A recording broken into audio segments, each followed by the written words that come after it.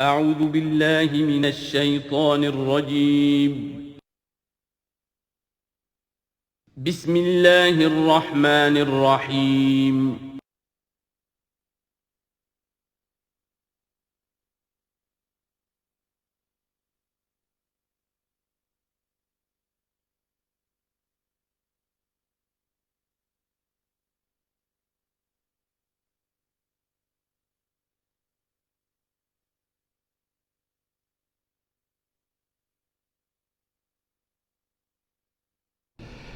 اعوذ باللہ من الشیطان الرجیم بسم اللہ الرحمن الرحیم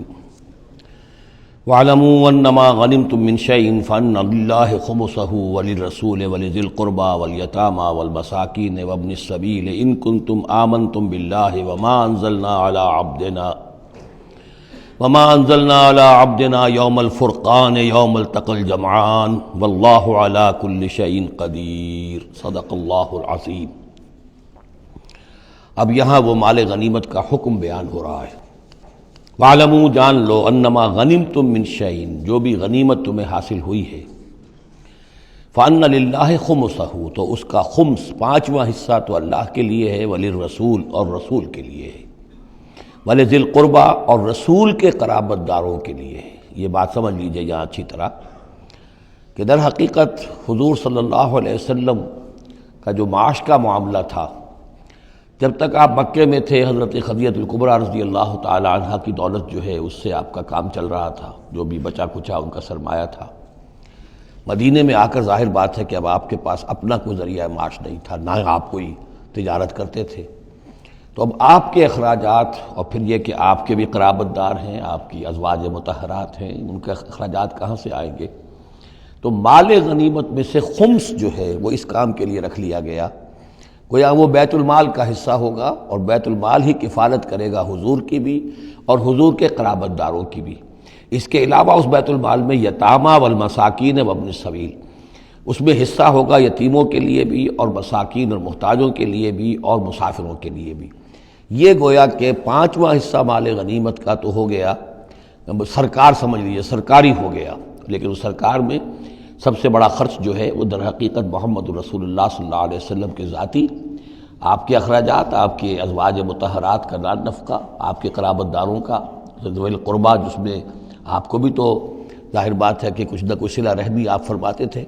تو اس کے لیے، اور یہ کہ یتیموں اور مساکین کے لیے وابن السبیل۔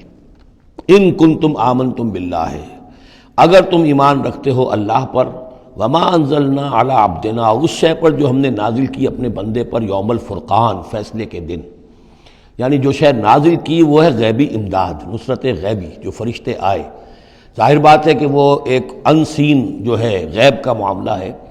فرشتوں کو دیکھا تو کسی نے نہیں، تو جیسے وحی آتی تھی حضرت جبرائیل لے کر آتے تھے تو اس پر ایمان رکھتے ہو کہ یہ قرآن جو ہے اللہ کی طرف سے ہے،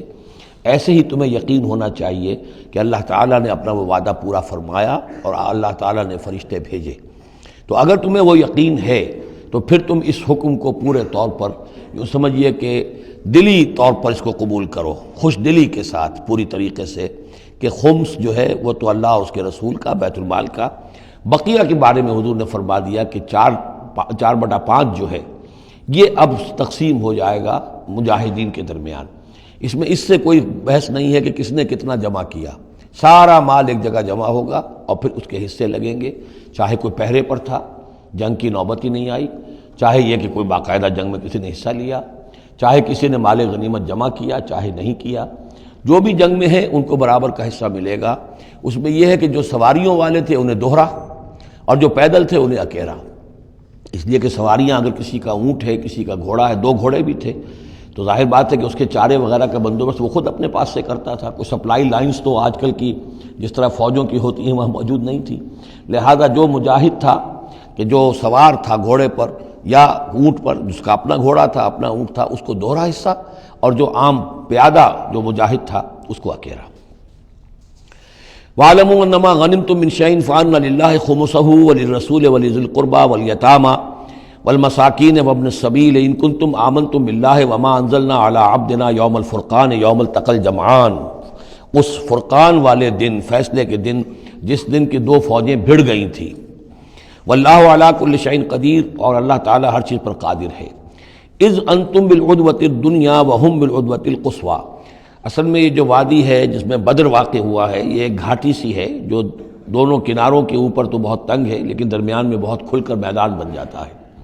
اس کا ایک سرا جو ہے وہ شمال کی طرف نکل جاتا ہے اور وہ جا رہا ہے شام کی طرف، ایک سرا جنوب کی طرف ہے اور وہ جاتا ہے مکے کی طرف، ایک مشرق کی طرف آتا ہے کہ جو مدینے کی طرف آ رہا ہے، اور اکثر و بیشتر جو پہلے حاجی جاتے تھے وہ اسی راستے پر تھے، یہی راستہ تھا۔ اب تو جو نیا طریق الہجرہ بڑی اعلیٰ سڑک بن گئی ہے تو لوگوں کو ان مقامات سے گزرنے کا موقع نہیں ملتا، ورنہ بدر سے ہو کر ہی راستہ گزرتا تھا۔ تو ایسا ہوا ہے کہ اللہ تعالیٰ کی طرف سے ایسی اسکیم بن گئی، تدبیر ایسی ہو گئی کہ عین بر وقت پہنچے، وہ جو مدینے والا سرا تھا جو قریب تھا مدینے کے اس وادی کا، اس پر حضور پہنچے، اور عین اسی وقت جو دور والا سرا تھا، گھاٹی جہاں پہ ختم ہو رہی تھی جنوب کی طرف، وہاں وہ قریش بھی پہنچ گئے بر وقت۔ جب تم تھے ورلے کنارے پر اور وہ تھے پرلے کنارے پر، اذ انتم بالعدوۃ الدنیا، دنیا ادنا کا مؤنث ہے قریب تر، وہم بالعدوۃ القصویٰ، اور وہ تھے پرلے کنارے پر، والرکب اسفل منکم، اور وہ جو قافلہ تھا وہ تم سے نیچے تھا، نیچے ہو کر گزر گیا تھا، یعنی اس کے بعد پہاڑوں کی ایک رینج تھی اور اس کے بعد پھر تہامہ کا میدان تھا۔ تو ابو سفیان نے یہ کیا تھا کہ قافلے کو لے کر اس بدر کی گھاٹی میں داخل ہی نہیں ہوئے، ادھر سے تو وہ پیغام بھی بھیج دیا تاکہ فوج ادھر سے آئے، تاکہ مسلمانوں کی توجہ بھی ہو تو فوج کی طرف ہو جائے، اور اسی میں وہ داؤ لگا کر اپنے قافلے کو بچا کر نکال کر لے جائیں، اور وہ تہامہ میں ساحل کے ساتھ ساتھ ہو کر نکل بھی گئے۔ وَلَوْ تَوَاعَدتُّمْ لَاخْتَلَفْتُمْ فِي الْمِيعَادِ، اور اگر تم لوگوں نے آپس میں معاہدہ کیا ہوتا کہ فلاں وقت پر ہمیں پہنچنا ہے، ہو سکتا ہے کہ تم ایک ساتھ نہ پہنچ سکتے، اختلاف ہو جاتا، جیسے اپوائنٹمنٹ ہوتی ہے فلاں وقت پہ میں بھی پہنچوں گا آپ بھی پہنچ جائے تو کچھ نہ کچھ آگے پیچھے ہو جاتا ہے، تو اگر تم طے کر کے بھی آتے تو اتنا نہ ہوتا جتنا کہ ہم نے اپنی مشیت اپنی تدبیر سے کر دیا کہ عین وقت پر تمہیں وہاں پہنچا دیا۔ اس کی وجہ کیا تھی؟ ہم چاہتے تھے کہ یہ ٹکراؤ ہو جائے اور یہ بات واضح ہو جائے کہ جان لیں اہل مکہ کہ اللہ تعالیٰ کی نصرت کس کے ساتھ ہے، اس کے عوام بھی سمجھ لیں۔ وَلَٰكِن لِيَقْضِيَ اللَّهُ أَمْرًا كَانَ مَفْعُولًا، لیکن یہ سب کچھ لیے ہوا تاکہ اللہ تعالیٰ طے کر دے وہ شے، فیصلہ کر دے کہ جو ہو کر رہنی ہے، کان مفعولا لِيَهْلِكَ مَنْ هَلَكَ عَنْ بَيِّنَةٍ، تاکہ اب جسے ہلاک ہونا ہے وہ ہلاک ہو بات کے واضح ہو جانے کے بعد۔ اب بھی عوام کی اگر آنکھیں نہیں کھلتی تو پھر گویا کہ وہ پھر مورد الزام خود ہے، اب ان کے سرداروں نے جو کچھ ان کی مت ماری تھی، اب آ کر اس موقع کے بعد ان کی آنکھیں کھل جانی چاہیے۔ اب بھی اگر کوئی ہلاک ہوتا ہے تو بات کے واضح ہونے کے بعد ہلاک ہو،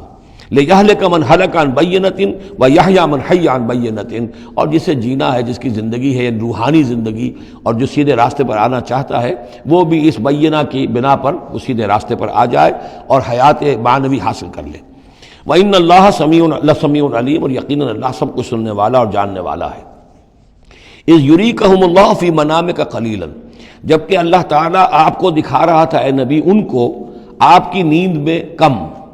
حضور نے خواب میں دیکھا کہ کوئی بڑی طاقت نہیں ہے، بڑی تھوڑی سی جمعیت ہے قریش کی جو آئی ہے، حالانکہ 1000 کا لشکر تھا۔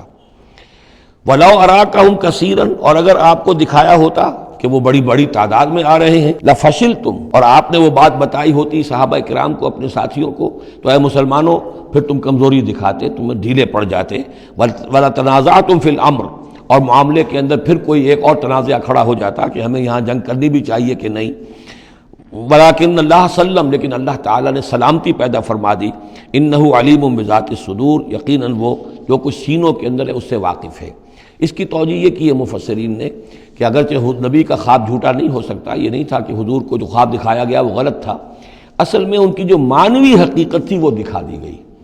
ایک ہے کسی شے کے اندر جو کمیت ہے، کوانٹیٹیو ایلیمنٹ ہے اس کا، ایک ہے جو اس کی کیفیت ہے، جو اس کے اندر اصل حقیقت ہے۔ تو یہ بات جو ہے اچھی طرح سمجھ لینے کی ہے کہ مکے سے جو اصل نفری آئی تھی وہ تو ان عوام الناس کی تھی کہ جن کو بارے میں جن کو معلوم تھا کہ محمد ہمارے بہترین آدمی ہیں صلی اللہ علیہ وسلم، اور جو ان کے ساتھی ہیں وہ ہمارے گل سرسبد ہیں، ہمارے خاندان کے قریش کے بہترین لوگ ہیں، اور پھر یہ کہ انہوں نے کوئی جرم نہیں کیا ہے، کوئی ظلم نہیں کیا ہے، وہ صرف ایک خدا واحد کا کے ماننے والے اور جو ہے وہ نیکیوں کا حکم دینے والے ہیں۔ تو جو ان کے ہاں جو بھی جس کو ہم کہتے ہیں سائلنٹ میجورٹی، عوام الناس، ان کے دل اپنے لیڈروں کے ساتھ نہیں تھے۔ آ تو گئے تھے، وہ ظاہر ان کا جبر تھا، ان کا فیصلہ تھا، لیڈروں کا حکم تھا، آ گئے تھے، لیکن مارے باندھے کو آئے ہوئے تھے۔ ان کے دلوں کے اندر وہ بات نہیں تھی کہ جو کسی ایسے لشکر میں ہوتی ہے کہ جو سمجھتا ہے اپنے آپ کو برحق، ہم حق کے لیے لڑ رہے ہیں، تو اس کے اندر جو طاقت ہوتی ہے اس لڑنے والے کے اندر، وہ اس شخص میں نہیں ہوتی کہ جو مارے باندھے کو لے آیا گیا ہو اور خود اسے اپنے دل میں یہ یقین نہ ہو کہ میں حق کے لیے لڑ رہا ہوں۔ اس اعتبار سے معنوی طور پر جو ان کی کیفیت تھی اس کے اعتبار سے وہ واقعتاً کم تھے، تو حضور کو خواب میں اللہ تعالیٰ نے ان کی اصل حقیقت دکھائی۔ وَإِذْ يُرِيكُمُوهُمْ إِذْ الْتَقَيْتُمْ فِي أَعْيُنِكُمْ قَلِيلًا وَيُقَلِّلُكُمْ فِي أَعْيُنِهِمْ۔ مزید برآں اللہ نے یہ کیا کہ جب دونوں لشکر ٹکرائے ہیں تو ایسی کیفیت پیدا کر دی کہ مسلمانوں کو بھی وہ تھوڑے لگ رہے تھے کہ کوئی زیادہ لوگ نہیں ہیں، اور انہیں بھی مسلمان تھوڑے نظر آ رہے تھے۔ یعنی یہ کہ ہر صورت اللہ نے ایسی بنا دی تھی کہ جنگ ہو اور ڈٹ کر ہو،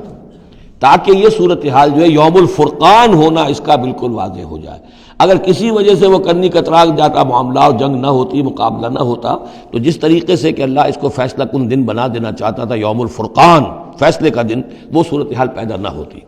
لِيَقْضِيَ اللَّهُ أَمْرًا كَانَ مَفْعُولًا، تاکہ اللہ پورا کر دے اس معاملے کو کہ جو ہونے والا ہی تھا۔ وَإِلَى اللَّهِ تُرْجَعُ الْأُمُورُ، اور تمام معاملات بالآخر تو اللہ ہی کی طرف لوٹا دیے جائیں گے۔ یا ایھا الذین آمنوا اذا لقیتم فئۃ فاثبتوا، اے اہل ایمان جب بھی اب تمہارا، اب چونکہ دور شروع ہو گیا ہے، اب تمہاری جد و جہد جو ہے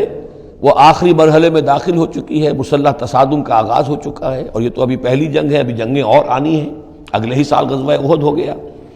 جب بھی تمہارا مقابلہ ہو کسی فوج سے فاثبتوا، پہلا حکم تو یہ ہے کہ پھر ثابت قدم رہو، قدم جمائے رکھو۔ دوسرا حکم وَاذْكُرُوا اللَّهَ كَثِيرًا، اور اللہ کا ذکر کرو کثرت کے ساتھ، لعلکم تفلحون، تاکہ تم فلاح پاؤ۔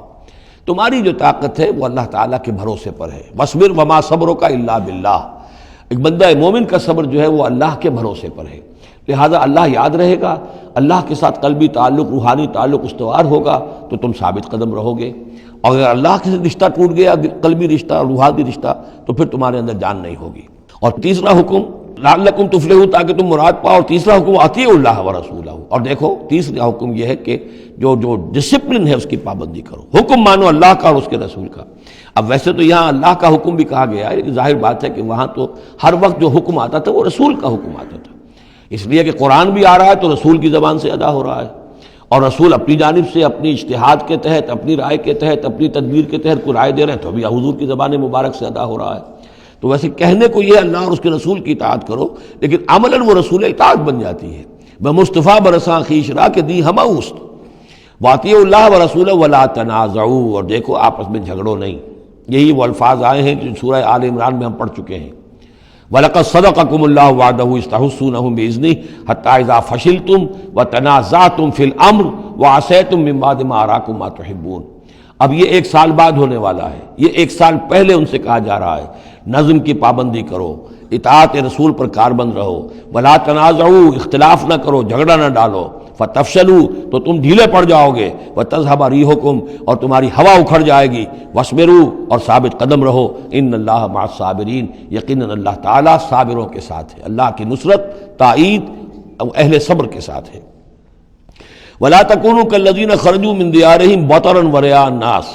ان لوگوں کے مانند نہ ہو جانا کبھی جو نکلے تھے اپنے گھروں سے اتراتے ہوئے، اینٹتے ہوئے، اکڑتے ہوئے لوگوں کو دکھانے کے لیے۔ یہ وہ قریش کا لشکر جب چلا ہے تو ابو جہل نے جو بھی ساز و سامان کیا تھا اس کے لیے ڈھول ڈھمک کا بھی تھا، اور اس کے ساتھ جو ہے ہر طرح کا لاؤ لشکر، تو وہ تو جا رہے تھے بالکل اس خیال سے کہ فتح ہماری ہے ہی ہے، اور ہم مسل کر رکھ دیں گے، جیسے مچھر کو مسل دیا جاتا ہے۔ یہ مسلمان ہیں کتنے، وہ جو ہے خوب اپنے شان و شوکت کا مظاہرہ کرتے ہوئے جا رہے تھے۔ وَيَصُدُّونَ عَن سَبِيلِ اللَّهِ، اور حقیقت کیا تھی کہ اللہ کے راستے سے روک رہے تھے۔ وَاللَّهُ بِمَا يَعْمَلُونَ مُحِيطٌ، اور جو کچھ وہ کر رہے تھے اللہ اس کا احاطہ کیے ہوئے تھا، اللہ کے قابو سے باہر جانے والی ان کی کوئی تدبیر نہیں تھی۔ وَإِذْ زَيَّنَ لَهُمُ الشَّيْطَانُ أَعْمَالَهُمْ، اور جب کہ شیطان نے ان کے لیے ان کے اعمال کو مزین کر دیا تھا۔ وَقَالَ لَا غَالِبَ لَكُمُ الْيَوْمَ، اور اس نے ان کے کان میں یہ پھونک ماری تھی، یہ وسوسہ ڈالا تھا، آج تم پر کوئی غالب نہیں آ سکتا۔ مکے سے نکلی ہو نفری اور 1000 کی، یہ تو گویا کہ بڑی انہونی سی بات تھی، عرب کے اندر اس طرح کے مواقع بہت کم آتے تھے۔ لا غالب لکم اليوم من الناس، کوئی انسانوں میں سے تم پر غالب نہیں آ سکتا۔ وانی جار لکم، اور میں بھی تمہارے ساتھ ہی ہوں۔ فلما تراءت الفئتان، اور جب دونوں لشکروں نے ایک دوسرے کو دیکھا، آمنے سامنے ہوئی، نکص علی عقبیہ، تو وہ شیطان اپنی ایڑیوں کے بل پیچھے مڑ گیا، بھاگا۔ وقال، اور اس نے کہا انی بریء منکم، میں تم سے لا تعلق ہوں، میرا تم سے کوئی تعلق نہیں، انی ارا ما لا ترون، میں وہ کچھ دیکھ رہا ہوں جو تم نہیں دیکھ رہے۔ فرشتوں کو دیکھنا جو ہے، چونکہ یہ بھی ناری مخلوق ہے، نور اور نار میں بڑا قرب ہے، نوری مخلوق ہے ملائکہ اور ناری مخلوق ہے جن، اور یہ جن ہے عزازیل ابلیس، تو اس کو نظر آ گیا فرشتے آ رہے ہیں۔ انی ارا ما لا ترون، میں وہ کچھ دیکھ رہا ہوں جو تم نہیں دیکھ سکتے، انی اخاف اللہ، مجھے اللہ کا خوف ہے، واللہ شدید العقاب، اور اللہ سزا دینے میں بہت سخت ہے۔ اذ یقول المنافقون والذین فی قلوبہم مرض، اب یہ ایک نقشہ تو یہ تھا کہ جب چلے آ رہے تھے قریش کا لشکر لے کر ابو جہل اور اس کے ساتھی سردار، اور ادھر شیطان بھی ان کو پہلے تو پیٹ ٹھوکتا ہوا آ رہا ہے، اور عین وقت پر جو ہے وہ ان کو ساتھ چھوڑ کر بھاگا ہے۔ ادھر جب مدینے کے اندر اب جہاں وہاں سے مسلمان چلے تھے، حضور چلے تھے، تو جو کوئی منافق پیچھے رہ گئے تھے وہ اب باتیں کر رہے تھے۔ اذ یقول المنافقون والذین فی قلوبہم مرض، جبکہ کہہ رہے تھے وہ منافق لوگ اور وہ لوگ کہ جن کے دلوں میں روگ تھا، غر ہؤلاء دینہم، ان مسلمانوں کو تو ان کے دین نے بالکل دھوکے میں ڈال دیا ہے، مت ماری گئی ہے، دماغ خراب ہو گیا ہے، قریش سے ٹکرانے چلے ہیں، ان کی عقل جواب دے گئی ہے۔ ہم تو پہلے بھی سمجھتے تھے کہ یہ سفہاء ہیں، بے وقوف ہیں، احمق ہیں، لیکن اب تو معلوم ہوتا ہے کہ سرے سے مت ماری گئی۔ غر ہؤلاء دینہم، ان کے دین نے ان کی مت مار دی۔ ومن یتوکل علی اللہ فإن اللہ عزیز حکیم، انہیں کیا پتا کہ جو کوئی توکل کرے اللہ پر تو اللہ تعالیٰ زبردست ہے، حکمت والا۔ وَلَوْ تَرَىٰ يَتَوَفَّى الَّذِينَ كَفَرُوا الْمَلَائِكَةُ، اور کاش تم دیکھ سکتے جب کہ قبض کرتے ہیں فرشتے ان کافروں کو، ان کی جانوں کو، یضربون وجوہہم، ان کے چہروں پر ضرب لگاتے ہوئے، وادبارہم، اور ان کی پیٹھوں پر، وذوقوا عذاب الحریق، اور کہتے اب چکھو جلنے کا عذاب، ذالک بما قدمت ایدیکم، اور یہ وہ کچھ ہے جو تمہارے اپنے ہاتھوں نے آگے بھیجا ہے، وان اللہ لیس بظلام للعبید، اور یہ کہ اللہ تو ہرگز اپنے بندوں کے حق میں ظالم نہیں ہے، ظلم کرنے والا نہیں ہے۔ کداب آل فرعون والذین من قبلہم، جیسے کہ معاملہ ہوا آل فرعون کا اور ان کا جو ان سے پہلے تھے۔ آل فرعون سے پہلے قوم شعیب سے پہلے صدوم اور عمورہ کی بستیاں، ان سے پہلے قوم سمود، ان سے پہلے قوم عاد، ان سے پہلے قوم نوح، یہ ہم سورہ اعراف کے اندر یہ ساری چیزیں پڑھ کر آئے۔ کداب آل فرعون والذین من قبلہم کفروا بآیات اللہ، انہوں نے بھی اللہ کی آیات کا کفر کیا، فأخذہم اللہ بذنوبہم، تو اللہ نے پکڑ لیا انہیں ان کے گناہوں کی پاداش میں۔ ان اللہ قوی شدید العقاب، یقیناً اللہ تعالیٰ قوی ہے، قوت والا ہے، زور آور ہے، اور سزا دینے میں سخت ہے۔ ذالک بان اللہ لم یکن مغیرا نعمۃ انعمها علی قوم حتی یغیروا ما بانفسہم، یہ اس لیے ہے کہ اللہ تعالیٰ کا یہ طریقہ نہیں ہے کہ کوئی نعمت جو اس نے کسی قوم کو دی ہو اس میں تغیر کر دے جب تک کہ وہ قوم اپنے اندر کی کیفیت کو متغیر نہ کر دے۔ یعنی یہ ہر قوم جو اٹھی تھی اسی شکل میں اٹھی تھی کہ اللہ تعالیٰ نے ایک نبی بھیجا، جیسے کہ قوم ہود ختم ہوئی تو حضرت ہود اور ان کے ساتھیوں کے ذریعے سے ایک نئی قوم وجود میں آئی جو آگے چل کر سمود کہلائی۔ تو یہ لوگ کون تھے؟ یہ لوگ تھے جن کو اللہ نے نعمت دی تھی، انعام دیا تھا، احسان کیا تھا، ایمان انہیں ملا تھا، لیکن جب انہوں نے اپنی اس نعمتوں کو بدل دیا، کفر کی روش پر آ گئے، توحید کی پگڈنڈی چھوڑ کر، توحید کی شاہراہ کو چھوڑ کر شرک کی پگڈنڈیوں پہ مڑ گئے، تو پھر اللہ تعالیٰ کی نعمت بھی تبدیل ہو جاتی ہے، اللہ تعالیٰ نعمت سلب کر لیتا ہے، انعام کی جگہ پر اللہ کا عذاب آ جاتا ہے۔ ذالک بان اللہ لم یکن مغیرا نعمۃ انعمها علی قوم حتی یغیروا ما بانفسہم، یہی ہے جو مضمون آگے بھی آئے گا سورہ رعد میں بھی، اور اس کو پھر یہ کہ اردو میں بھی ایک شعر میں لوگوں نے پیش کیا ہے کہ خدا نے آج تک اس قوم کی حالت نہیں بدلی، نہ ہو جس کو خیال آپ اپنی حالت کے بدلنے کا۔ قوموں کے اپنے اندر کے حالات بدلتے ہیں تو پھر تقدیر بدلتی ہے، صرف خواہش سے، وشفل تھنکنگ سے، امانی سے کوئی بات نہیں ہوا کرتی۔ اور قوم ظاہر بات ہے کہ افراد پر مشتمل ہوتی ہے، پہلے کچھ افراد بدلیں گے، ان کے اندر قلب ماہیت ہوگی، ان کا باطن بدلے گا، ان کی سوچ، ان کے نظریات، ان کے خیالات، ان کے مقاصد، ان کی دلچسپیاں، ان کی امنگیں تبدیل ہو جائیں گی۔ یہ اندر کے بدلے ہوئے لوگ جو ہیں جب کثیر تعداد میں ہوں گے تو پھر یہ مل جل کر زور لگائیں گے، طاقت لگائیں گے، معاشرے کو بدل دیں گے، اور پھر یہ اس طریقے سے کہ انقلاب آئے گا۔ کیوں بجاں در رفت جہاں دیگر شود، جہاں چو دیگر شد جہاں دیگر شود، جب یہ قرآن کسی کے اندر اتر جاتا ہے اس کے اندر ایک تبدیلی آ جاتی ہے، بالکل بدل جاتا ہے انسان اندرونی طور پر، اور یہ اندرونی تبدیلی ہے جو عالمی انقلاب تک ممتد ہو سکتی ہے۔ وَأَنَّ اللَّهَ سَمِيعٌ عَلِيمٌ، اللہ سب کچھ سننے والا جاننے والا ہے۔ کذاب آل فرعون، جیسے کہ دستور تھا یا ہوا معاملہ آل فرعون کا، والذین من قبلہم، اور جو ان سے پہلے تھے، کذبوا بآیات ربہم، انہوں نے اپنے رب کی آیات کو جھٹلایا، فأہلکناہم بذنوبہم، تو ہم نے ان کو ہلاک کر دیا ان کے گناہوں کی پاداش میں، وأغرقنا آل فرعون، اور آل فرعون کو ہم نے غرق کر دیا، وَكُلٌّ كَانُوا ظَالِمِينَ، اور یہ سب کے سب ظالم تھے۔ ان شر الدواب عند اللہ الذین کفروا فہم لا یؤمنون، بدترین چوپائے اللہ کے نزدیک یہی لوگ ہیں، اللہ کے نزدیک جو کفر کرتے ہیں اور وہ ایمان نہیں لاتے۔ یعنی وہی جو آیت ہم پڑھ چکے سورہ اعراف میں کہ یہ لوگ انسان نظر آتے ہیں، حقیقت میں انسان نہیں ہیں۔ لہم قلوب لا یفقہون بہا ولہم اعین لا یبصرون بہا ولہم آذان لا یسمعون بہا اولئک کالانعام بل ہم اضل، وہ چوپایوں کے مانند ہیں بلکہ ان سے بھی گئے گزرے۔ اس لیے شر الدواب کہا گیا، تمام جانداروں میں اور جمان چوپایوں میں، جانوروں میں سب سے برے لوگ جو ہیں وہ یہ انسان نما حیوان ہیں کہ جن کے اندر عقل نہیں، جن کے اندر شعور نہیں، جو ایمان سے خالی ہیں اور کفر پر اور صرف دنیا کی لذتوں پر ریجھ گئے۔ الذین عاہدت منہم ثم ینقضون عہدہم فی کل مرۃ وہم لا یتقون، وہ لوگ کہ جن سے آپ نے اے نبی معاہدہ کیا تھا پھر وہ ہر مرتبہ اپنا عہد توڑتے ہیں اور اس کا کوئی ڈر نہیں رکھتے۔ اب یہ اشارہ ہو رہا ہے یہود کی طرف، کیونکہ حضور جب مدینے میں تشریف لائے تو میں نے آپ کو شروع میں بتا دیا تھا کہ آپ نے بہت بڑا یہ سمجھیے کہ اس کو Montgomery what, professor Montgomery what نے جس قدر تعریف کی ہے اس کی، اور سارے جتنے بھی الفاظ ہو سکتے تھے انگریزی زبان میں، اسٹیٹس مین شپ کہ حضور کا معاملہ، فہمی کا معاملہ، تدبر کا معاملہ، سیاست کو سمجھنے کا معاملہ، اس کی بہت بڑی بات یہ ہے کہ آپ نے یہودی قبائل جو تھے تینوں ان کو معاہدوں میں جکڑ لیا۔ تو یہ ایک بہت بڑا آپ کا کارنامہ تھا، لیکن اب ظاہر بات ہے جکڑے تو وہ گئے، اندر سے وہ دشمنی کرتے تھے، ساز باز کرتے تھے۔ اوپر معاہدہ ہے، اندر سے ساز باز چل رہی ہے، پیغامات بھیجے جا رہے ہیں قریش کو کہ کیا کر رہے ہیں آپ لوگ، کیوں دیر کر رہے ہیں، کیوں نہیں حملہ کرتے، ہم اندر سے آپ کی مدد کریں گے۔ تو یہ کھدبد ابھی چل رہی تھی۔ تو فرمایا الذین عاہدت منہم ثم ینقضون عہدہم، وہ لوگ کہ جن سے نبی آپ نے عہد کیا، معاہدے کیے، اور وہ یہ کہ اپنے معاہدے توڑ رہے ہیں، فی کل مرۃ، ہر بار، وہم لا یتقون، اور وہ ڈرتے نہیں ہیں۔ فإما تثقفنہم فی الحرب، تو اگر آپ پا جائیں انہیں جنگ میں، فشرد بہم من خلفہم، تو ان کو ایسی سزا دیجئے کہ جو پیچھے ہیں ان کے ہوش ٹھکانے آ جائیں، لعلہم یذکرون، تاکہ انہیں عبرت حاصل ہو جائے۔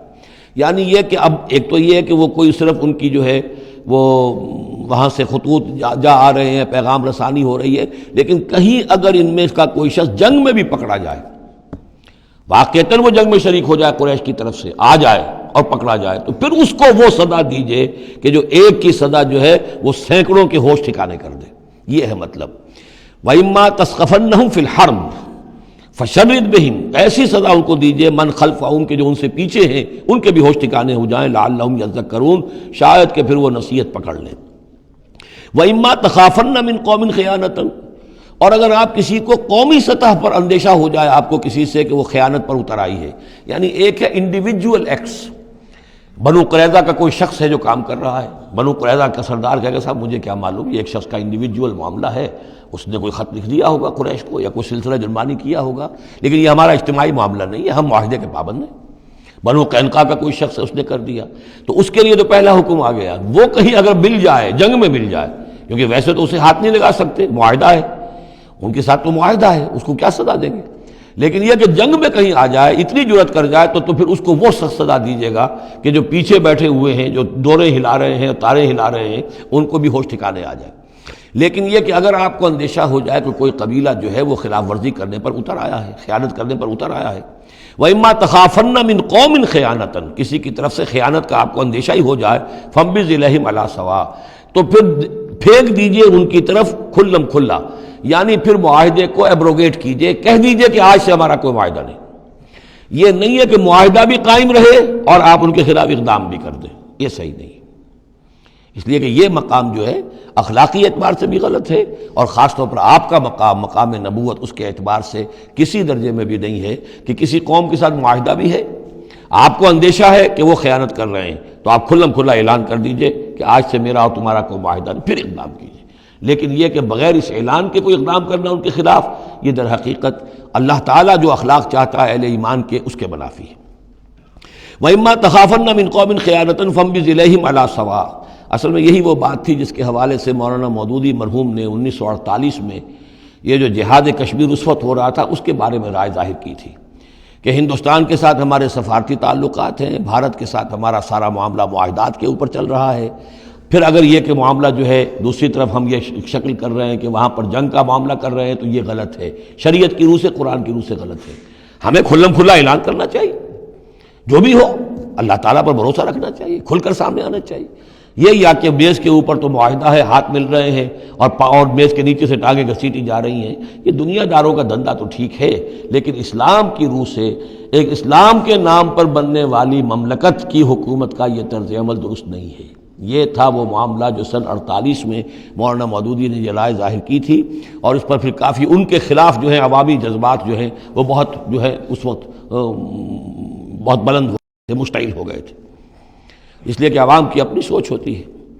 وَإِمَّا تَخَافَنَّ مِن قَوْمٍ خِيَانَةً فَانبِذْ إِلَيْهِمْ عَلَىٰ سَوَاءٍ، معاہدہ ان کے منہ پر دے مارو، ان اللہ لا يحب الخائنین، یقیناً اللہ تعالیٰ کو خیانت کرنے والے پسند نہیں ہے۔ وَلَا يَحْسَبَنَّ الَّذِينَ كَفَرُوا سَبَقُوا،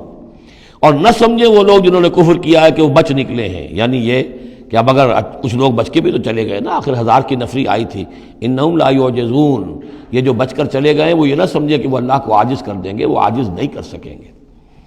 وَأَعِدُّوا لَهُم مَّا اسْتَطَعْتُمْ، اور اے مسلمانوں اب جب یہ نیا دور شروع ہو ہی گیا ہے تمہاری اس دعوت و تحریک کا، تو اب پوری طریقے سے اپنے امکان بھر سامان حرب تیار کرو۔ اعدوا لہم، اعداد، تیاری کرنا، اسلحہ تیار کرو، سامان جنگ تیار کرو، گھوڑے تیار رکھو، رسالہ تمہارا ہونا چاہیے، جو بھی تمہارے لیے ممکن ہے۔ یہ توکل کا مطلب یہ نہیں ہے کہ تم ہاتھ پر ہاتھ دھر کر بیٹھ رہو اللہ تمہاری مدد کرے گا۔ اعدوا لہم ما استطعتم، اپنی استطاعت جو ہے اس کی حد تک تو پوری تیاری کرو، من قوت، طاقت سے بھی، ومن رباط الخیل، اور پلے ہوئے گھوڑوں کے ذریعے سے بھی، اس لیے کہ اس زمانے میں جنگ کے لیے سب سے زیادہ جو مؤثر شے تھی آپ کو معلوم ہے وہ گھوڑا، تیز رفتار ہے، اونٹ جو ہے تیز دوڑ نہیں سکتا ہے۔ اور اسی حوالے سے آج سمجھ لیجئے ہمارے لیے بہت اہم مسئلہ ہے یہ، اللہ تعالیٰ نے شاید عالم اسلام میں پورے میں پتہ نہیں 50 60 70 کتنے ملک دنیا میں ہیں مسلمان کہلاتے ہیں، ایک ملک ہے صرف جسے ایٹمک صلاحیت دی ہے، اور یہ امانت پوری امت مسلمہ کی ہے، مسلمانوں نے پاکستان کے پاس، اور اس کے بارے میں اگر امریکہ کا دباؤ قبول کر لیا گیا تو یہ سب سے بڑی خیانت ہوگی اللہ کے ساتھ، امت مسلمہ کے ساتھ، اللہ کے دین کے ساتھ۔ وہ اسرائیل لے کر بیٹھا ہوا ہے ایٹم بم کے، اس کے پاس انبار لگے ہوئے، لیکن یہ ہے کہ ساری پالیسی جو چل رہی ہے وہ یہ کسی طریقے سے پاکستان کا، ایک عراق کے بارے میں اندیشہ ہوا تھا کہ اسے ایٹمی دانت نکل سکتے ہیں، اس ایک مرتبہ اس کا وہ ایٹمک پلانٹس جو ہے اس کا بھرکس نکال دیا تھا، دوسری مرتبہ یہ کہ اس کا پورا بھرکس ہی نکل گیا، اگلا پچھلا کھایا پیا سب اگلوا دیا۔ اب پاکستان پر سارا دباؤ، ساری ڈپلومیسی جو بھی چل رہی ہے اس وقت، کان کھولنے کی اور آنکھیں کھول کر دن گزارنے کی ضرورت ہے۔ ہمیں حکم یہ کہ جو بھی اللہ نے تمہیں دیا ہے، تمہارا امکان، جو بھی تمہارے پاس امکانی طاقت ہے اسے سنبھال کر رکھو، ڈیٹرنٹ۔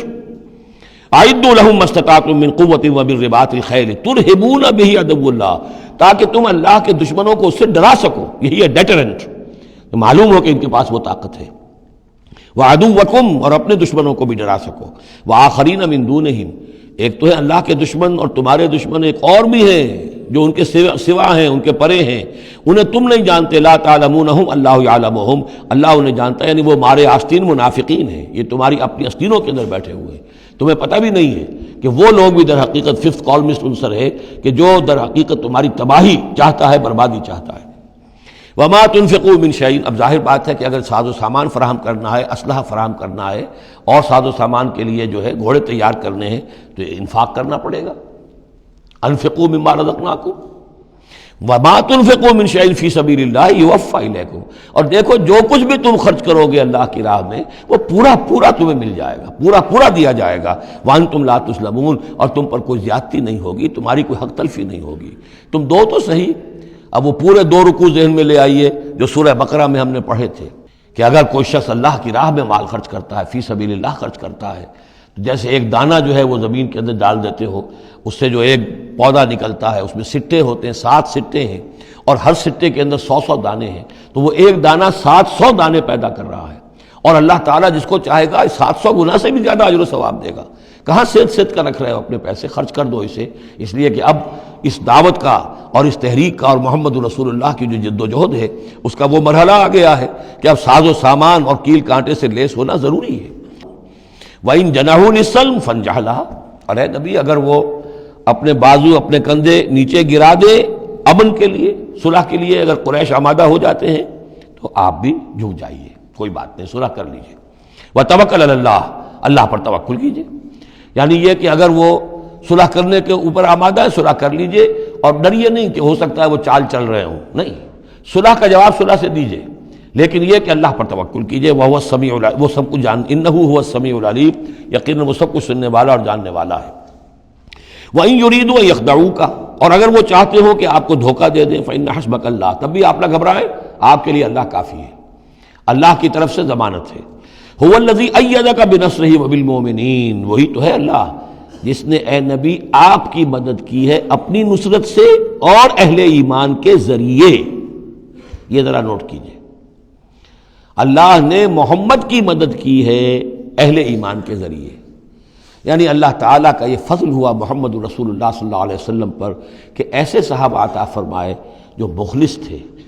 کہ جہاں آپ کا پسینہ گرا وہاں انہوں نے اپنی خون کی ندیاں بہا دی۔ حضرت موسیٰ کو ایسے ساتھی میسر نہیں آئے، کیا حال تھا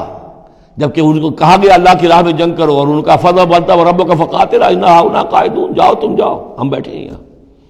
رب انی لا املک الا نفسی واخی فافرق بیننا وبین القوم الفاسقین۔ یہاں یہ ہوا تھا جب دوسری مرتبہ مقام صفرا پر جب ہوئی ہے جو مشاورت، اور وہ بڑی یوں سمجھیے کہ کانٹے کی مشاورت تھی، وہاں بھی کچھ لوگ زور دے رہے تھے مسلسل کہ چلیے ہمیں چلنا چاہیے پہلے قافلے کی طرف، وہ تو آپ کو سیرت کی کتابوں میں پڑھنا ہوگا، لیکن یہ ہے کہ اس وقت حضور کا منشا یہ تھا، آپ بار بار کہ اچھا آپ اور لوگ مشورہ دیں، اور لوگ بھی مشورہ دیں۔ حضرت مقداد نے کھڑے ہو کر یہی بات کہی رضی اللہ تعالیٰ عنہ، اے نبی آپ ہمیں موسیٰ کے ساتھی نہ سمجھیے جنہوں نے کہہ دیا تھا وَسَبَنْتَ وَرَبُّكَ فَقَاتِلَا إِنَّا هُنَا قَاعِدُونَ، ہم آپ کے ساتھی ہیں، آپ جو حکم دیں ہم حاضر ہیں۔ حضرت ابوبکر نے تقریر کی، حضرت عمر نے تقریر کی، حضور دیکھ رہے ہیں انصار کا کیا منشا ہے، ان کی کیا رائے ہے۔ پھر کھڑے ہوئے حضرت سعد، انہوں نے کہا ہے کانک تعنینا یا رسول اللہ، اے اللہ کے رسول شاید آپ کا روح سخن ہماری جانب ہے، شاید اس وجہ سے کہ ہمارا جو معاہدہ ہوا تھا بیعت عقبہ ثانیہ میں وہ یہ تھا کہ اگر مدینے پر حملہ ہوگا تو ہم آپ کی حفاظت کریں گے، شاید یہ گمان ہے آپ کا۔ فَإِنَّا آمَنَّا بِكَ وَصَدَّقْنَاكَ، ہم آپ پر ایمان لا چکے، ہم نے آپ کی تصدیق کی، ہم نے آپ کو اللہ کا رسول مانا، اب ہمارے پاس کوئی آپشن نہیں ہے۔ خدا کی قسم اگر آپ اپنا گھوڑا سمندر میں ڈال دیں گے ہم بھی آپ کے پیچھے اپنی سواریاں سمندر میں ڈال دیں گے، اور خدا کی قسم اگر آپ ہمیں کہیں گے ہم اپنی اونٹنیوں کو دبلا کر دیں گے برق الغمات تک جا پہنچیں گے، یعنی یمن کا شہر ہے برق الغمات، وہاں تک پہنچ جائیں گے چاہے ہماری اونٹنیاں لاغر ہو جائیں۔ اس کے بعد حضور کا چہرہ کھل اٹھا کہ انصار کی طرف سے بھی ان کے ایک رئیس نے یہ بات کہی ہے، پھر آپ نے کہا چلو اب بدر کی طرف۔ تو یہ اللہ تعالیٰ نے گویا کہ حضور کی مدد کی ہے اہل ایمان سے۔ هو الذی ایدک بنصرہ، ایک تو اللہ کی مدد آئی آسمان سے، فرشتے آئے، اور ایک وبالمؤمنین، اور اہل ایمان کے ذریعے سے آپ کی مدد کی ہے۔ من انصاری الی اللہ، کون ہے میرا مددگار اللہ کی راہ میں۔ وَأَلَّفَ بَيْنَ قُلُوبِهِمْ، اور ان اہل ایمان کے دلوں میں اللہ نے محبت پیدا کر دی۔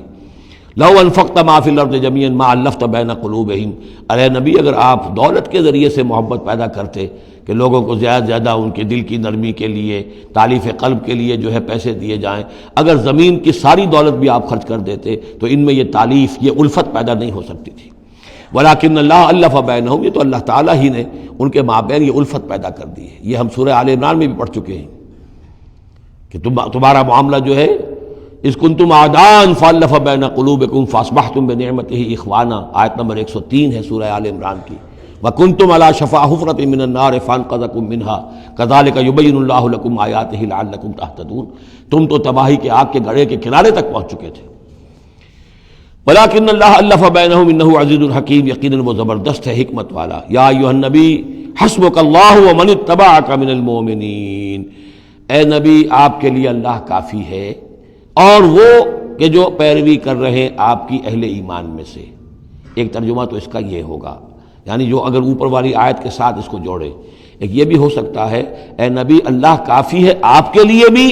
اور جو آپ کی پیروی کرنے والے ہیں مسلمان ان کے لیے بھی، ان کے لیے بھی اللہ کفایت کرتا ہے، ان کی مدد کے لیے، ان کو سہارا دینے کے لیے۔ تو یہ ایسی کنسٹرکشن ہے جملے کی کہ دونوں معنی لیے جا سکتے ہیں۔ یا ایھا النبی حرض المؤمنین علی القتال، اب یہ تحریض کا لفظ پھر آ گیا جو سورہ نساء میں ہم پڑھ چکے ہیں، وحرض المؤمنین علی القتال۔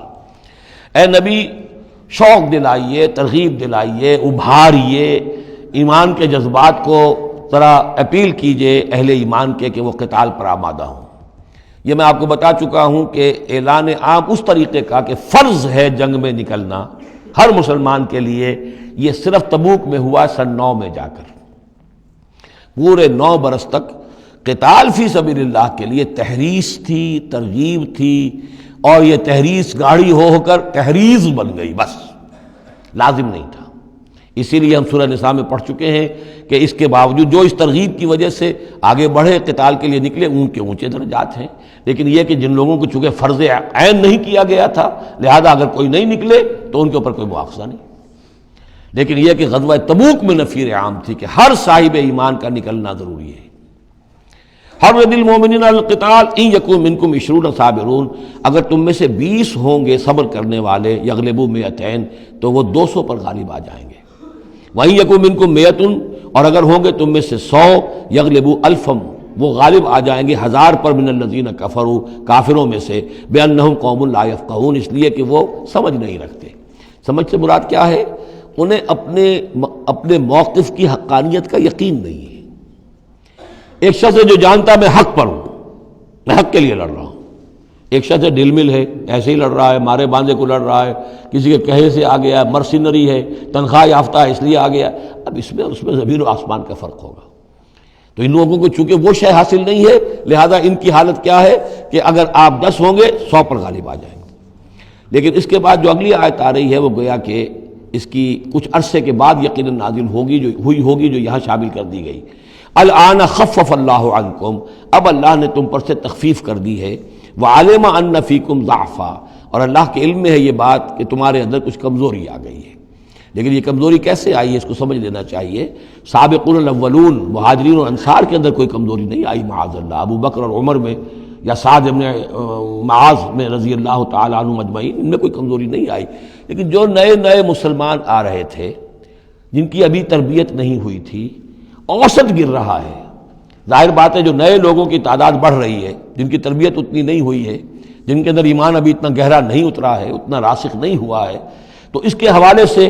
اب فرض کیجئے کہ 1000 کے اندر پہلے تو ایسے ہوتے تھے کچے پکے جو ہیں وہ 20 ہیں، 50 ہیں، 100 ہیں، اب یہ ہے کہ ان کی تعداد بڑھتی جا رہی ہے اگر، تو نتیجہ کیا ہوگا کہ اوسط جو ہے وہ گر جائے گی۔ اس اوسط کے اعتبار سے اب تمہارے اندر کچھ کمزوری آ گئی ہے۔ فَإِن يَكُن مِّنكُم 100 صَابِرَةٌ يَغْلِبُوا 200، اب بھی یہ ہے کہ اگر تمہارے اندر 100 ہوں گے کہ جو صبر کرنے والے ہوں گے وہ 200 پر غالب آ جائیں گے۔ وَإِن يَكُن مِّنكُم 1000، اور اگر تم میں سے 1000 ہوں گے، يَغْلِبُوا 2000 بِإِذْنِ اللَّهِ، تو وہ 2000 پر غالب آ جائیں گے اللہ کے اذن سے۔ وَاللَّهُ مَعَ الصَّابِرِينَ، اور یقیناً اللہ صبر کرنے والوں کے ساتھ ہے۔ مَا كَانَ لِنَبِيٍّ أَن يَكُونَ لَهُ أَسْرَىٰ، اب یہ ایک اور بہت نازک معاملہ ہوا جو غزوہ بدر کے بعد کہ وہ جو 70 قیدی پکڑے گئے ان کا کیا کیا جائے۔ جو قریش کے 70 قیدی، اب اس کی ایک شکل تو یہ تھی، مشاورت کی حضور نے، حضرت ابو بکر کی ایک رائے تھی، حضور کی اپنی رائے بھی وہی تھی، اس لیے کہ جو مزاج حضور کا تھا، آپ شفیق، نرم، رؤوف، رقیق القلب، یہی معاملہ حضرت ابو بکر کا تھا۔ حضرت عمر تھے سخت، اشدہم فی امر اللہ عمر، حضرت عمر کی یہ رائے تھی کہ ان سب کو قتل کر دینا چاہیے، اگر ہم نے فدیہ لے کر یا قوم معاف کر دیا ویسے ہی چھوڑ دیا، یہ پھر دوبارہ آئیں گے، کفر کو تقویت حاصل ہوگی۔ تو اس کو تو جب تک کہ کفر کی کمر ٹوٹ نہ جائے، یہ سانپ جو ہے جب تک کہ پوری طرح کچلا نہ جائے، اس وقت تک جو ہے ہمیں کوئی نرمی نہیں کرنی چاہیے، بلکہ وہ اس حد تک تھے کہ ہم میں سے یہ جو قیدی آئے ہیں جو ان کے قریب ترین عزیز ہوں، بس مہاجرین کے اندر وہ لوگ موجود تھے، قریش کے جو لوگ پکڑے گئے ہیں تو مہاجر جو تھے یہاں صحابہ کرام وہ بھی تو قرشی تھے، تو اپنے قریب ترین عزیزوں کو اپنے ہاتھ سے قتل کریں، یہ حضرت عمر کی رائے تھی۔ حضور صلی اللہ علیہ وسلم کی رائے اور حضرت ابوبکر کی رائے بھی یہ تھی کہ نہیں، نرمی کی جائے، فدیہ لے کر چھوڑ دیا جائے۔ فیصلہ ہو گیا، اس پر عمل ہو گیا، لیکن پھر جو یہ آیت اتری ہے یہ پھر بہت سخت ہے، اس میں اس فیصلے کو غلط قرار دیا گیا۔ اگرچہ فیصلہ ہو گیا ٹھیک ہے، لیکن یہ کہ اس کے اوپر گرفت ہوئی ہے کہ یہ نہیں ہونا چاہیے تھا۔ یہ مضمون بنیادی طور پر یہ سورہ محمد میں آئے گا صلی اللہ علیہ وسلم، اور وہاں تفصیل کے ساتھ اس کی پوری بات آ چکی ہے۔ اور چونکہ سورہ محمد سورہ بقرہ سے بھی پہلے نازل ہو چکی تھی، سورۃ القتال، اس حوالے سے یہ بات جو ہے بہت اہم ہے کہ اس میں یہ قاعدہ قانون آ چکا تھا۔ اس کے باوجود اس بات کا ہو جانا یہ گویا کہ ایک طرح سے ایک کوتاہی ہوئی ہے، وقتی طور پر نظر انداز ہو گیا اللہ تعالیٰ کا مستقل حکم۔ ما کان لنبی ان یکون لہ اسریٰ، کسی نبی کے لیے یہ جائز نہیں ہے کہ اس کے پاس قیدی ہوں، حتی یسخن فی الارض، جب تک کہ زمین کے اندر خوب خونریزی نہ ہو لے، یعنی باطل کی کمر نہ توڑی جا چکی ہو، اس وقت تک قیدی رکھنا۔ قیدی رکھنے کا مطلب تو ہے کہ وہ زندہ رہیں گے، آج نہیں تو کل انہیں چھوڑنا پڑے گا، آپ چھوڑیں گے ان کو، وہ پھر کفر کی تقویت کا باعث بنیں گے۔ تريدون عرض الدنیا، تم دنیا کا ساز و سامان چاہتے ہو، یعنی فدیہ ملے گا، مال ملے گا۔ اب یہ ظاہر بات ہے کہ نہ حضور کی یہ نیت ہو سکتی تھی معاذ اللہ، اور نہ حضرت ابوبکر کی، لیکن اللہ تعالیٰ کا معاملہ ہے، جب وہ اپنے نبیوں کے اوپر بھی کبھی گرفت کرتا ہے تو بظاہر الفاظ بڑے سخت ہوتے ہیں، بظاہر بڑے سخت ہوتے ہیں، تو اس کے اندر وہ سختی موجود ہے۔ ظاہر بات ہے کہ یہ بات نہ حضور کے لیے نہ حضرت ابوبکر کے لیے۔ تريدون عرض الدنیا، تم دنیا کا سامان چاہتے ہو، واللہ یرید الآخرہ، اللہ کے پیش نظر آخرت ہے۔ سورہ محمد کی آیت نمبر 4 میں یہ پورا قانون آئے گا، ہم وہاں پڑھ لیں گے۔ واللہ عزیز حکیم، اور اللہ تعالی عزیز اور حکیم ہے۔ لولا کتاب من اللہ سبقہ، اگر نہ ہوتی بات اللہ کی طرف سے جو پہلے سے آ چکی تھی، یعنی سورہ محمد کی آیت نمبر 4،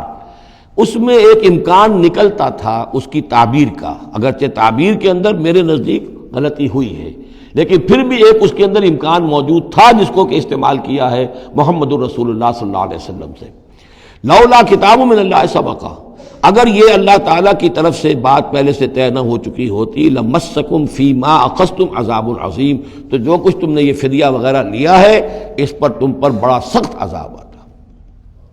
قانون ہم سورہ محمد میں پڑھیں گے کہ وہ کیا تھا، اور اس کی انٹرپریٹیشن کے اندر یہاں حضور نے کس جگہ سے گنجائش نکالی۔ دیکھیے ہوتا یہ ہے کہ آپ کا رجحان نرمی کا ہے تو آپ ایک ہی بات کے اندر سے نرم پہلو نکال لیں گے، جیسے کہ میں نے عرض کیا تھا کہ جو لوگ کے سنتے ہیں الذین یستمعون القول فیتبعون احسن، وہ لوگ کہ جو کسی بات کو سن کر پھر پیروی کرتے ہیں اس میں سے بہترین کی، جو بھی اس میں اعلیٰ ترین درجہ ہے اس تک پہنچنے کی کوشش کرتے ہیں۔ لیکن طبیعت کے اندر اگر نرمی تھی تو اس نرمی کی وجہ سے حضور نے اس کے اندر ایک اپنے لیے گنجائش نکال لی، لیکن چونکہ اس آیت کے اندر وہ گنجائش واقعتاً موجود ہے، لہذا فرمایا اگر وہ نہ ہوا ہوتا، لولا کتاب من اللہ سبقہ، اگر وہ آیت پہلے نازل نہ ہو چکی ہوتی، لمسکم فیما اخذتم عذاب عظیم، تو تم پر جو بھی تم نے لیا ہے یہ فدیہ وغیرہ، اس پر تم پر بڑی سخت پکڑ ہوتی اور عذاب آتا۔ روایات میں آتا ہے کہ حضور بھی اور حضرت ابوبکر بھی دونوں پھر اس آیت کے نزول کے بعد روتے رہے ہیں کہ ہم سے یہ خطا ہوئی ہے۔ بہرحال خطا اجتہادی ہے، کوئی غلط اس طرح کی نہیں ہے کہ کسی صریح حکم کی خلاف ورزی کی گئی ہو، وہ یہ ہے کہ جو بھی اس میں رعایت رکھی گئی تھی اس کو آپ نے اپنے اجتہاد سے اس کے اندر سے جو بھی نرمی کا پہلو تھا وہ نکال دیا۔ فَكُلُوا مِمَّا غَنِمْتُمْ حَلَالًا طَيِّبًا، تو اب کھاؤ جو تمہیں ملا ہے غنیمت۔ غنیمت میں وہ بھی ہے جو عین جنگ کے موقع پر مال غنیمت ملا، اور جو فدیہ اب مل رہا ہے وہ بھی غنیمت ہے۔ حلالاً طیبہ، کھاؤ، اس میں کوئی اب تمہیں ہچکچاہٹ نہ ہو، حلال اور طیب ستھرا۔ واتقوا اللہ، اللہ کا تقوی اختیار کرو، ان اللہ غفور الرحیم، یقیناً اللہ تعالیٰ بخشنے والا رحم فرمانے والا ہے۔ یا ایھا النبی قل لمن فی ایدیکم من الاسریٰ، اے نبی کہہ دیجئے ان لوگوں سے جو آپ کے قبضے میں ہیں قیدی۔ اب قیدیوں میں جان لیجئے حضرت عباس ابن عبد المطلب بھی تھے رضی اللہ عنہ، جو حضور کے چچا تھے۔ گمان غالب یہ ہے کہ وہ ایمان تو لا چکے تھے، اپنے ایمان کا اعلان نہیں کیا تھا، لہذا جنگ میں کفار کے ساتھ ہو کر آئے تھے، وہ بھی گرفتار تھے۔ اور بھی کچھ لوگ تھے کہ جن کے بارے میں حضور جانتے تھے کہ یہ لوگ جو ہے اپنی دلی خواہش سے نہیں آئے ہیں، بلکہ یہ کہ اپنے سرداروں کے دباؤ کی وجہ سے آئے ہیں، لیکن قانون تو قانون ہے۔ تو اس طریقے کا معاملہ جب ہوا ہے، اور پھر حضور کے اپنے اقدامات، وہ قیدی ہیں ابو العاص، ان کی بڑی صاحبزادی زینب رضی اللہ تعالی عنہا نے پھر ان کے لیے اپنا وہ ہار بھیجا ہے جو حضرت خدیجہ نے انہیں شادی کے موقع پر دیا تھا۔ تو یہ ایسی کیفیات ہیں، ہم جب پڑھتے ہیں ان چیزوں کے تو ہمارے لیے تو ایک تعلق جو ہے وہ ایک ماضی کی تاریخ کے قصوں کی ہے۔ وہاں تو یہ خونی رشتے بھی تھے، تعلقات بھی تھے، ایک ہی خاندان ہے، ایک ہی قبیلہ ہے، اسی کے لوگ آئے ہوئے ہیں۔ تو اب حضور کے دل میں جو ہے اس وقت سنا یہ ہے کہ جب رات کے وقت کراہ رہے تھے حضرت عباس، انہیں باندھا ہوا تھا، سخت ظاہر بات ہے قیدیوں کو جکڑا ہوا ہے رسیوں کے اندر، تو ان کے جو کچھ اتنا بند تھے کہ سخت تھے، وہ جو بند تھے جن میں بندھے ہوئے تھے کہ کراہ رہے تھے، تو حضور نے کہا تمام قیدیوں کے بند ڈھیلے کر دو۔ یہ نہیں کہا کہ صرف عباس کا بند ڈھیلا کر دو، بلکہ آپ نے ان کی کراہنے کی آواز سن کر پھر آپ نے فرمایا سب کے بند ڈھیلے کرو، اتنا سخت ان کو نہ باندھو۔ تو اس طرح کا معاملہ جو ہے اس کو ذہن میں رکھیے۔ یا ایھا النبی قل لمن فی ایدیکم من الاسریٰ، کہہ دیجئے ان سے جو آپ کے ہاتھ میں اب قیدی ہیں،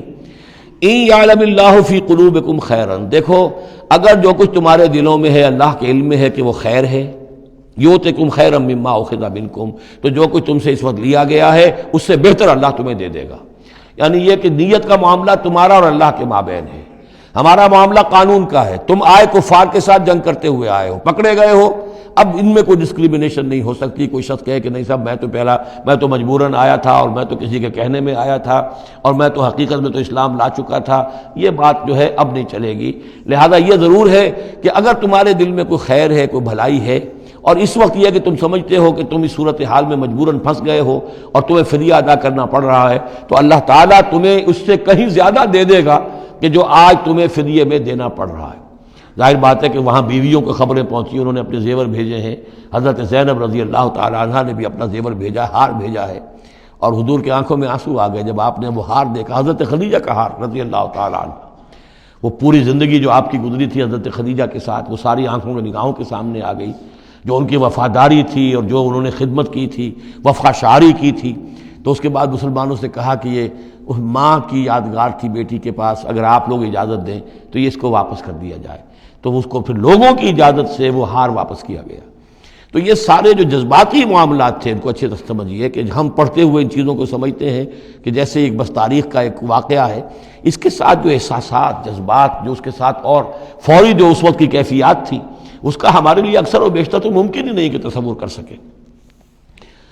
یا ایھا النبی قل لمن فی ایدیکم من الاسریٰ، اے نبی کہہ دیجئے ان لوگوں سے جو آپ لوگوں کے قبضے میں ہیں اس وقت ان قیدیوں میں سے، ان یعلم اللہ فی قلوبکم خیرا، اگر اللہ کے علم میں ہے کہ تمہارے دل میں خیر ہے، یؤتکم خیرا مما اخذ منکم، تو جو کچھ تم سے لیا گیا ہے اللہ اس سے بہتر تمہیں دے دے گا، ویغفر لکم، اور تمہیں بخش دے گا، واللہ غفور الرحیم، اور اللہ غفور الرحیم ہے۔ وَإِن يُرِيدُوا خِيَانَتَكَ، اور اگر یہ آپ سے خیانت کرنا چاہیں، جھوٹ بول رہے ہوں، جھوٹی قسمیں کھا رہے ہوں کہ ہمارے ساتھ تو معاملہ یوں ہو گیا تھا اور ایسے آ گئے تھے، فقد خان اللہ من قبل، تو پھر یہ پہلے اللہ سے بھی خیانتیں کرتے رہے ہیں، فامکنا منکم، اللہ تعالیٰ نے ان کو پکڑوا دیا، واللہ علیم الحکیم، اللہ حکیم اور علیم ہے۔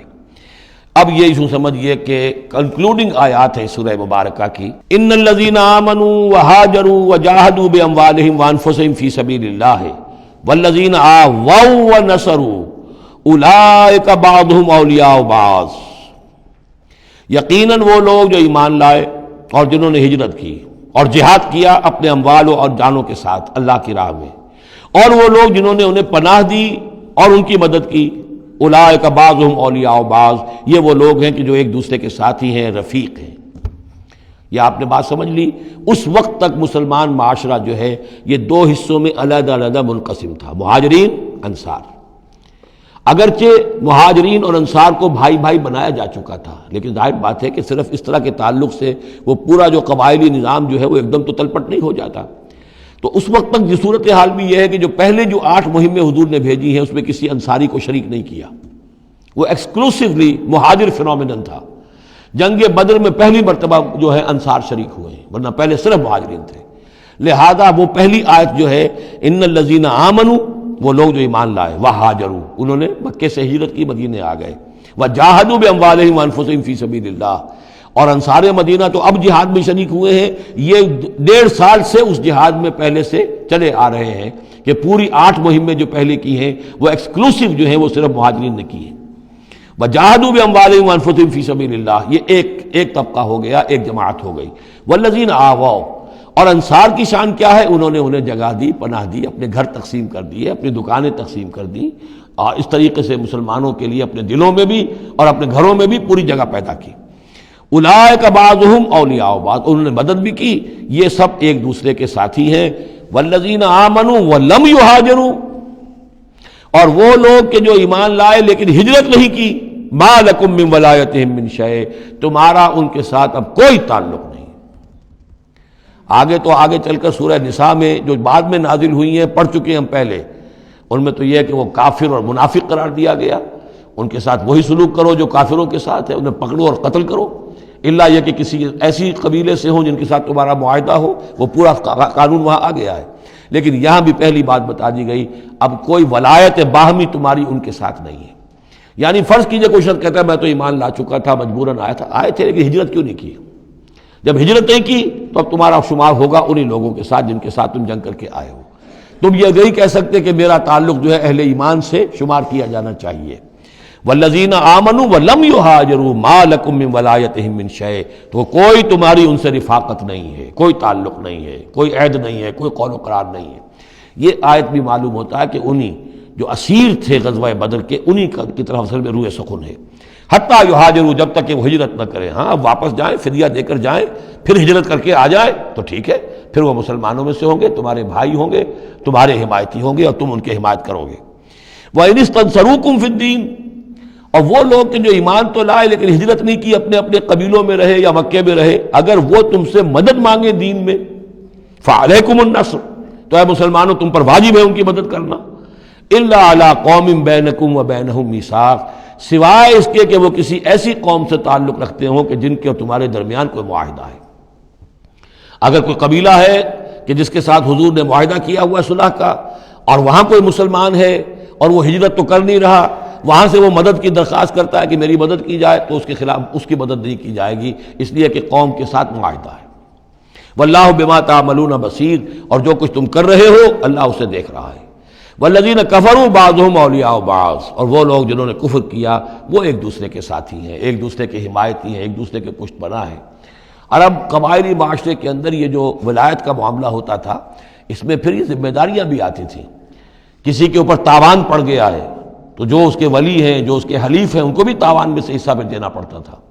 کوئی قیدی ہو گیا ہے، اسے کوئی فدیہ دینا ہے، تو جو اس کے حلیف ہیں، جب اس کے گھر والے بھی وہ فدیے کے لیے رقم جمع کریں گے تو وہ حلیف بھی اس کے اندر اپنا حصہ ڈالیں گے۔ تو یہ تو معاشرے کے اندر جو قبائلی معاشرہ ہوتا ہے یہ چیزیں ہوتی ہیں۔ تو یہاں فرما دیا گیا جو کافر ہیں وہ ایک دوسرے کے حلیف ہیں، جو اہل ایمان ہیں وہ ایک دوسرے کے حلیف ہیں، لیکن اہل ایمان میں سے جو ہجرت نہیں کرتے وہ اہل ایمان کے حلیف نہیں ہیں، بلکہ وہ تو انہی کافروں کے ساتھ شمار ہوگا ان کا جن کے ہاں وہ رہ رہے ہیں۔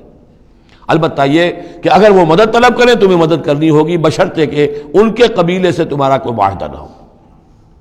الا تفعلوہ، اگر تم ان چیزوں کی پابندی نہ کرو، ایک مسلمان ہے وہاں سے اس نے خط لکھ دیا ہے کہ مجھے یہاں ستایا جا رہا ہے، حالانکہ اس قبیلے سے آپ کا معاہدہ اور آپ چڑھ دوڑے اس قبیلے کے اوپر، تو یہ معاملہ نہیں چلے گا دنیا کے اندر۔ ہر چیز کا ایک قاعدہ ہے، قانون ہے، اسے وہاں سے ہجرت کرنی چاہیے، یا ہجرت نہیں کر رہا ہے تو تکلیف جھیلنی چاہیے، برداشت کرنی چاہیے۔ مسلمان مدد نہیں کر سکتے چونکہ اس کے قبیلے سے مسلمانوں کا معاہدہ ہے۔ الا تفعلوہ، اگر یہ قواعد و ضوابط پیش نظر نہیں رکھو گے، ان کی پابندی نہیں کرو گے، تکن فتنۃ، تو پھر تو یہ ہے کہ فساد برپا ہو جائے گا، فتنہ پھیلے گا، فی الارض و فساد کبیر، اور بہت بڑی جو ہے بدامنی ہو جائے گی۔ اب وہ آیت آگے جس کا میں نے ذکر کیا تھا، والذین آمنوا وہاجروا وجاہدوا فی سبیل اللہ والذین آووا ونصروا اولئک هم المؤمنون حقا۔ اب ان دو طبقات کو جمع کر دیا گیا، والذین آمنوا وہاجروا وجاہدوا فی سبیل اللہ والذین آووا ونصروا، ویسے یہ کہ وہ لوگ جو ایمان لائے اور جنہوں نے ہجرت کی اور جنہوں نے جہاد کیا اللہ کی راہ میں، یعنی یہ مہاجرین، والذین آووا، اور وہ انصار مدینہ جنہوں نے انہیں پناہ دی، انہیں جگہ دی، انہیں اکوموڈیٹ کیا، والذین آووا ونصروا، اور نصرت کی، اولئک هم المؤمنون حقا لهم مغفرۃ ورزق کریم، ان کے لیے مغفرت ہے اور رزق کریم ہے۔ تو مومن حقیقی کی تعریف یہاں پر جو آئی ہے دو حصوں میں بٹ کر، وہ میں چاہتا ہوں کہ پھر اچھی طریقے سے آپ سمجھ لیں، انتہائی اہم بات ہے یہ۔ ایک مسلمان کے لیے بنی الاسلام علی خمس، 5 چیزیں ہیں، کلمہ شہادت، نماز، روزہ، حج، زکوٰۃ۔ لیکن حقیقی مومن ہونے کے لیے دو چیزیں اور بڑھیں گی، صرف شہادت نہیں، یقین قلبی اور نماز روزہ حج زکوٰۃ کے ساتھ جہاد فی سبیل اللہ۔ گویا کہ 7 چیزیں ہوں گی، 7 شرطیں پوری ہوں گی تو ایک شخص بندہ مومن کہلائے گا۔ یہ تعریف ہے کہ جو سورہ الحجرات کی آیت نمبر 14-15 میں آئی، وہاں پہلے فرمایا قالت الاعراب آمنا قل لم تؤمنوا ولکن قولوا اسلمنا ولما يدخل الايمان في قلوبكم۔ یہ بدو کہہ رہے ہیں ہم ایمان لے آئے، اے نبی ان سے کہہ دیجئے تم ایمان نہیں لائے ہو، بلکہ یوں کہو کہ ہم مسلمان ہو گئے، ہم نے اطاعت قبول کر لی ہے، ابھی تک ایمان تمہارے دلوں میں داخل نہیں ہوا۔ اب اگلی آیت میں پھر اسی سیاق کے اندر اگلی آیت میں مومن کون ہے؟ انما المؤمنون الذين آمنوا بالله ورسوله ثم لم يرتابوا۔ مومن تو وہ ہیں جو ایمان لائیں اللہ پر، اس کے رسول پر، پھر شک نہ باقی رہے، یقین بن جائے۔ اور دوسرے وجاہدوا باموالہم وانفسہم فی سبیل اللہ، اور وہ جہاد کریں اللہ کی راہ میں اپنی جانوں اور مالوں کے ساتھ۔ اولئک ھم الصادقون، صرف وہ سچے ہیں۔ اس کو میں نے پرکار سے تشبیہ دی تھی۔ اب اگر وہ دل میں یقین ہے تو اس کی کیا کیفیات پیدا ہو جائیں گی؟ دلی یقین کی کیفیات وہ شروع میں آ گئی ہیں۔ انما المؤمنون الذین اذا ذکر اللہ وجلت قلوبہم، اہل ایمان تو وہ ہیں حقیقت میں کہ جب اللہ کی یاد کرتے ہیں، اللہ کا ذکر ہوتا ہے، ان کے دل لرز اٹھتے ہیں۔ وَإِذَا تُلِيَتْ عَلَيْهِمْ آيَاتُهُ زَادَتْهُمْ ایمانا، جب ان کو اللہ کی آیات پڑھ کر سنائی جاتی ہیں ان کے ایمان میں اضافہ ہوتا ہے۔ وَعَلَىٰ رَبِّهِمْ يَتَوَكَّلُونَ، ان کا توکل، ان کا بھروسہ کل کا کل اللہ کی ذات پر ہے۔ الذین یقیمون الصلاۃ ومما رزقناہم ينفقون، اور وہ لوگ جو نماز قائم کرتے ہیں اور انفاق کرتے ہیں اللہ کی راہ میں اس میں سے جو ہم نے دیا۔ اولئک ھم المؤمنون حقا، یہ ہے سچے مومن، پکے مومن۔ لیکن یہ مومن کی شخصیت کی تصویر کا ایک رخ ہے۔ بدقسمتی سے ہمارے ہاں یہ 2 رخ علیحدہ ہو گئے۔ معاملہ یہ ہے کہ یہ ہے ایک ورق، اس ورق کا ایک صفحہ یہ ہے، ایک صفحہ یہ ہے، یہ انسیپریبل ہے، صفحات کو جدا نہیں کر سکتے آپ۔ ورق ایک ہے، اس کا ایک رخ یہ ہے صفحہ، ایک رخ یہ ہے صفحہ۔ مومن کی شخصیت کا ایک صفحہ، اس کی تصویر کا ایک رخ یہ ہے، دل میں یقین ہے، اللہ کی یاد کرتا ہے، دل لرزتا ہے، آیات قرآنی پڑھتا ہے یا سنتا ہے، دل میں ایمان بڑھتا ہے، ہر معاملے میں توکل، اس کا بھروسہ اللہ کی ذات پر ہے، نماز قائم کیے ہوئے ہے، زکوٰۃ ادا کرتا ہے، اللہ کی راہ میں خرچ کرتا ہے۔ یہ شخصیت کا ایک رخ ہو گیا، اولئک ھم المؤمنون حقا۔ لیکن یہ ایک رخ ہے، اور دوسرا رخ کیا ہے؟ والذین آمنوا وہاجروا وجاہدوا فی سبیل اللہ والذین آووا ونصروا اولئک ھم المؤمنون حقا۔ اور وہ لوگ جو ایمان لائے، جنہوں نے ہجرت کی، جنہوں نے جہاد کیا اللہ کی راہ میں، اور وہ لوگ جنہوں نے انہیں جگہ دی، پناہ دی اور ان کی مدد کی، یہ ہے مومن سچے۔ تو تصویر کے ان دونوں رخوں کو جوڑیے، یہ ہے اصل میں جو آج کی ضرورت ہے۔ صحابہ کرام کی شخصیتوں میں یہ دونوں رخ تھے۔ جیسے زوال آیا ہمارے ہاں، اڑائے کچھ ورق لالے نے، کچھ نرگس نے، کچھ گل نے، چمن میں ہر طرف بکھری ہوئی ہے داستاں میری، دین کے حصے بکھرے ہو گئے، کوئی حلقے ذکر کے ہیں تو ان کو جہاد وغیرہ سے کوئی غرض نہیں، کوئی جہادی تحریکیں ہیں تو ان کے اندر جو ہے وہ دوسری کیفیات نہیں۔ اس طرح کے معاملات جو ہے تقسیم ہو چکے ہیں۔ جب تک کہ یہ مکمل شخصیتیں وجود میں نہیں آئیں گی، یہ ظاہر بات ہے صحابہ کی کمیت کے اعتبار سے تو وہاں تک نہیں پہنچ سکتے، لیکن ان کا عکس تو ہو، اس طرح کی کیفیت متوازن طریقے پر۔ اگر 25% ادھر ہے 25% ادھر بھی ہو، 10% ادھر ہے 10% ادھر بھی ہو، لیکن ایک ہی طرف 70% ہو جائے، دوسری طرف 0 ہو، وہ معاملہ گڑبڑ ہے۔ یہ دونوں جو رخ ہے شخصیت کے، ان کو جمع کرنے کی ضرورت ہے۔ اولئک ھم المؤمنون حقا لہم مغفرۃ ورزق کریم، ان کے لیے مغفرت ہے اور رزق کریم ہے۔ اللہم ربنا اجعلنا منہم، اللہم ربنا اجعلنا منہم والذین آمنوا من بعد وہاجروا وجاہدوا، اور جو لوگ بعد میں ایمان لائے یا لائیں گے اور ہجرت کریں، جہاد کریں، وجاہدوا معکم، تمہارے ساتھ ہو کر جہاد کریں، فاولئک منکم، تو اے مسلمانوں وہ تم ہی میں سے ہیں، تمہاری جماعت، تمہاری امت حزب اللہ کے حصے ہوں گے۔ وَأُولُو الْأَرْحَامِ بَعْضُهُمْ أَوْلَىٰ بِبَعْضٍ فِي کتاب اللہ، البتہ اللہ کا جو قانون ہے، جو شریعت ہے، مثلا جو وراثت کا معاملہ ہے، اس کا تعلق جو اولو الارحام کے ساتھ ہے۔ یہ جو بھائی چارہ تھا اس کے بنا پر وراثت نہیں ہے، وراثت ہوگی وہی جو رحمی رشتے ہیں جن کے بنا پر کہ وراثت کا قانون بنا دیا گیا. اولو الارحام بعضهم اولی ببعض فی کتاب اللہ. اللہ کی شریعت کے ضابطے کے قانون میں بہرحال جو رحمی رشتے ہیں وہ یقیناً مقدم ہیں. ان اللہ بکل شیء علیم. یقیناً اللہ تعالی ہر چیز کا علم رکھتا ہے. بارک اللہ لی ولکم فی القرآن العظیم ونفعنی وإیاکم بالآیات والذکر الحکیم.